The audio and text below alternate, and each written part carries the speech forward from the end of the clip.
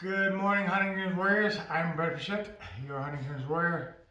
Today, I'm going to talk about Huntington's and what I've been dealing with and how I've been doing since my last great information for you guys.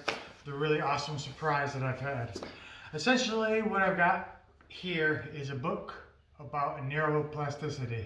You can maybe read it, maybe you can't see it. I'm not sure the camera's not working, but it's Norman Doidge, a medical doctor, and he's also a psychologist, who wrote this. Also, The Brain That Changes Itself and the Brain's Way of Healing. That's what this is all about. The brain's way of healing based on all sorts of different things, all sorts of stimulus that you put into it in order to get something better out of it over and over a long time.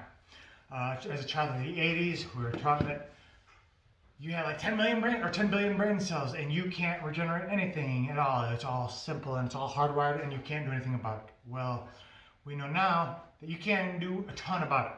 So these books and YouTube videos and stuff, I'll show you, I'll send some links later. These guys right here explain, they have all sorts of different stories and anecdotes of remarkable discoveries and recoveries from the frontiers of neuroplasticity. So it's tons of stories with people with Parkinson's, Alzheimer's, people who are blind, people who are paralyzed, really bad autism, extreme autism, all sorts of really wacky, crazy stories that you wouldn't believe that people recover from, or mostly recover from. Coming from zero, even down 50% is, going up 50% is amazing. That's a huge deal. So keep on rocking it. I highly recommend this book or these books by Norman Doidge. If not, the YouTube videos, there's tons of people talking about neuroplasticity, your brain being plastic and the neurons that make up the connections of your brain and body. It's essentially a big old highway and everything connects. And once you realize that, you realize how easy it is to get into a certain mindset or how difficult it is to get out of those mindsets. So I want to talk about neuroplasticity, but also what I do now because of Huntington's. Essentially, or that I can do, rather, because of I call them my superpowers. Because 2 days before Thanksgiving, all this work I've been putting in myself, my body, my brain, it's all come to fruition. I honestly thought for like a week or two that it was a fluke. This can't be happening. I can't have the best balance ever because I've got Huntington's. My balance is horrible. I live like a drunk all the time. But no, it regulated itself out, and now it does it automatically. My balance is really good for somebody with really bad Huntington's and almost the age of 40.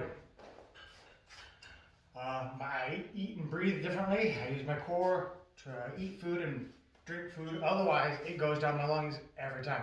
I end up coughing things up all the time. So I do have to cough things up and build my lungs up to make sure that I have enough strength in my lungs to explode it. Tons of brain games, lots of brain games. Magic the Gathering, mixed martial arts is essentially, it's chess with physical consequences.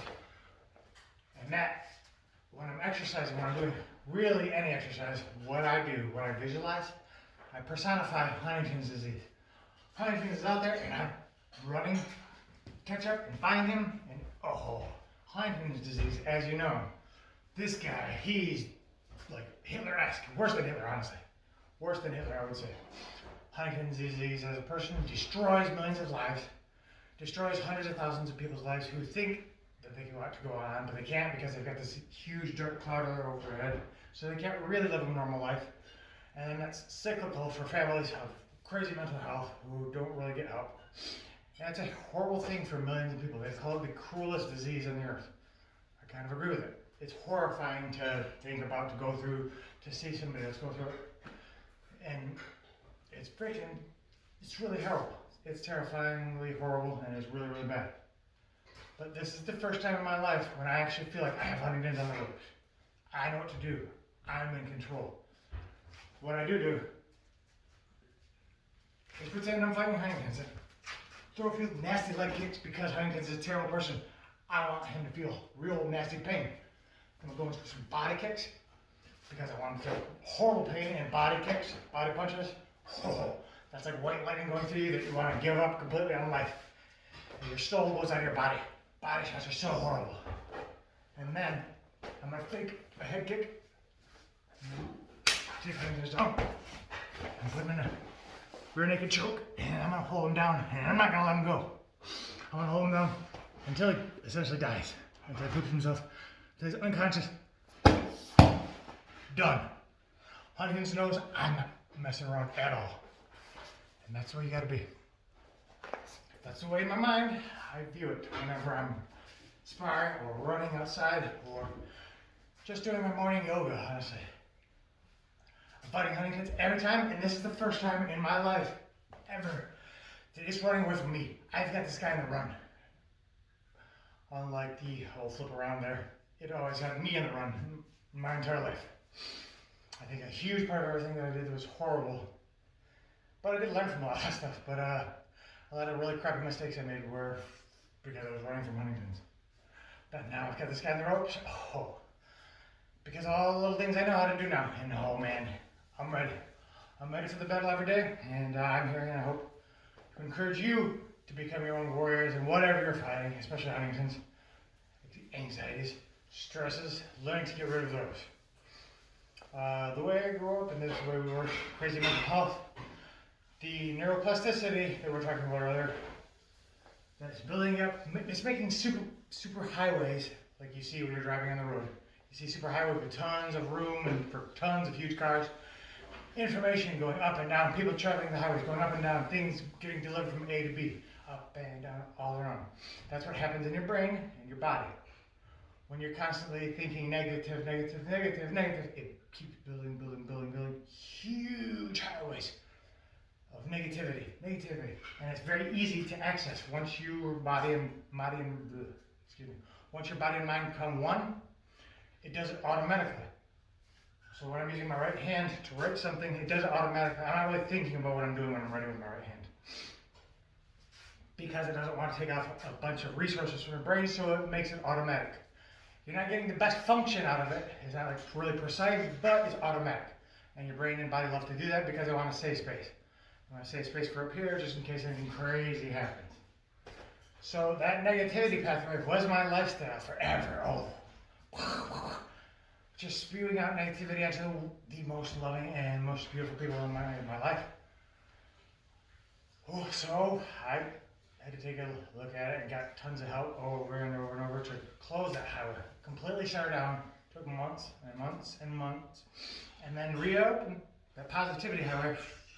And she's been free-flowing ever since. It's awesome. And that's what I've been doing with the neuroplasticity with everything. Learning how to keep stresses away. Because I'm a stress monkey. I've always got anxieties in the back of my mind. But I've learned to accommodate them and to kick them out of my brain by talking to myself. And learning that my brain, my mind, is the most important thing and is the most powerful thing. There's nothing that can beat in my world just by me and my mind. That's it. So I just never give up. I'm extremely stubborn. I'll never give up at whatever I do. And that's what I'm doing now. I highly encourage you guys to do things to help with your mental toughness. Take a cold shower. Take a shower that's warm. Crank it on the cold every few minutes. That's a good one. Look up different ways to build mental toughness. What you want to do is things that are difficult for you, because it builds mental toughness. Nobody wants to do difficult things because they're difficult. Your mind's going, no.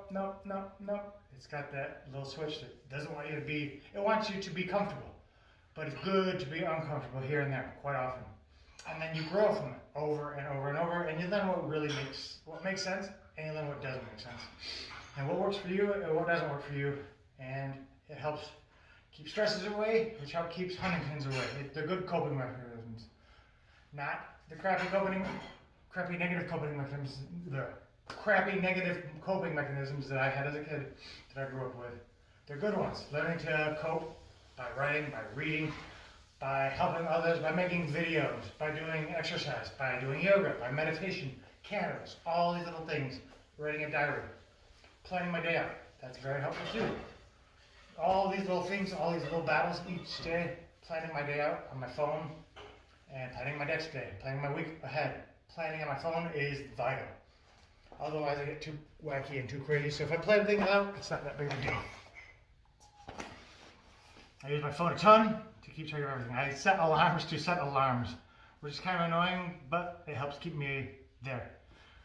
One more thing about whatever happened, my neuroplasticity popped into me, is because I don't have as many worries or cares or anxieties as I used to, my brain is, I almost consider it a superpower again. My brain is really on fire. All 8 cylinders rocking, baby.